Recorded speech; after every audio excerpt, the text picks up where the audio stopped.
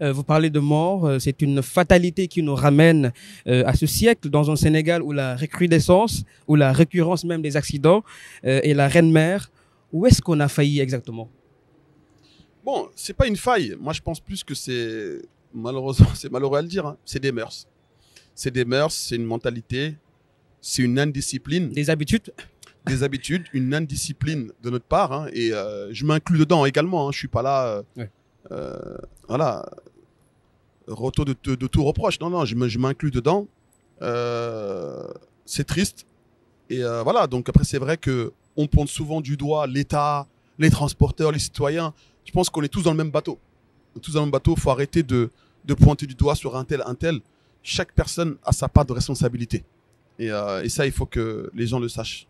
Vous parliez de responsabilité et cela nous ramène à les situer forcément concernant ce qui vient d'arriver à Kaolack, qui n'est pas des moindres. Si nous savons que 700 personnes meurent sur les accidents de circulation au Sénégal chaque Ouais, année. vous parlez de chiffres. Moi, je vous parle d'un fait qui est encore plus grave que ça. On nous dit qu'apparemment, au Sénégal, le nombre de morts sur la route,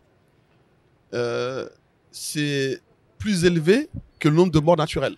Donc je pense que ça résume ce que vous dites, hein. Vous parlez de chiffres, moi je vous parle d'une globalité. C'est pas une fierté. Au contraire, c'est vraiment... On doit tous se remettre en cause, tous se remettre en question, que ce soit les citoyens, les transporteurs, que je suis également, l'État, tout le monde. Et quand je dis qu'on est tous liés, c'est que chacun a sa part de responsabilité. Tout à l'heure, on parlait des routes. Les routes, c'est lié à qui? C'est lié à l'État. Et concrètement, si on pouvait situer les responsabilités. Bah, je vais décrire. On peut pas tout décrire en une émission, mais je vais un petit peu cibler quelques-uns. Premièrement, par exemple, on parle des routes. Oui. Ça, c'est matériel. C'est matériel, c'est l'État. Ouais. L'État sait que les routes ne sont pas, comment dire ça, les routes ne sont pas éclairées. Les routes sont pas élargies. Il faut pas oublier qu'on roule sur les départementales. C'est des bus qui mesurent un certain nombre de tailles. Donc vous imaginez des bus comme ça sur les départementales. Dans des pays étrangers, ça n'existe pas.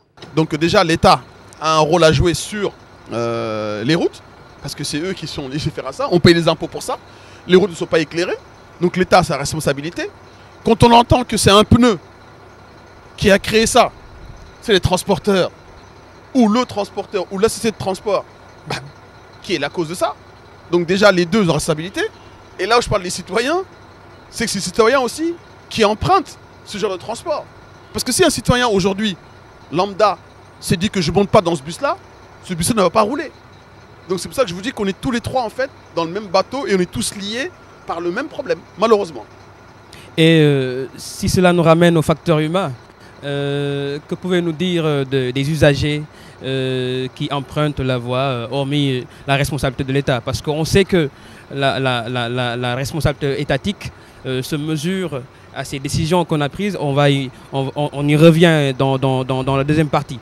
Mais aujourd'hui, que pouvez-vous nous parler du facteur humain? Bah, le facteur humain, je veux dire... Les conducteurs, généralement. Non, mais au-delà du conducteur, au-delà des gens, parce que comme je vous dis, c'est les mœurs.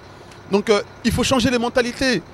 Aujourd'hui, moi je vous dis la vérité, si les 39 morts qu'il y a eu là aujourd'hui n'a pas levé les consciences des Sénégalais, je pense qu'on ne peut plus rien faire pour nous. Qu'est-ce qu'on peut avoir de plus? Qu'est-ce qu'on peut faire de plus? Quelle source de conscience? Ouais. C'est pas les accidents, c'est pas les gens amputés. C'est la fatalité que je parlais tout à l'heure. C'est la fatalité que je parlais tout à l'heure. C'est ce que je vous disais, c'est la fatalité. Là aujourd'hui, c'est pas des blessés avec des pansements Hello Kitty. Là, on parle de mort. Ces gens-là, ils ne reviendront plus jamais à la vie. Des gens qui sont partis pour voir peut-être des gens de leur famille. Des gens qui sont peut-être partis pour se marier. Des femmes enceintes, des bébés. Ça, on ne le précise pas, ça. Mais vous imaginez. Dites-moi aujourd'hui, vous qui êtes journaliste, je sais pas, je vous pose la question, mais qu'est-ce qu'on peut faire plus que ça? Le pays a été touché. C'est nos compatriotes. C'est nos frères, c'est nos sœurs, c'est nos mamans. Donc si à partir de moment on n'a pas ce souci de conscience, malheureusement on ne peut plus rien faire pour nous. Donc aujourd'hui, ce que je peux vous dire à vous, à nous tous Sénégalais aujourd'hui qu'on est, faisons en sorte que ces gens-là ne soient pas morts pour rien. C'est 39 vies. Ouais. On est tous responsables. Exactement. Arrêtons de dire c'est lui, c'est lui, c'est lui. On est tous responsables. À chacun maintenant de regarder devant sa porte avant de regarder devant la porte des autres.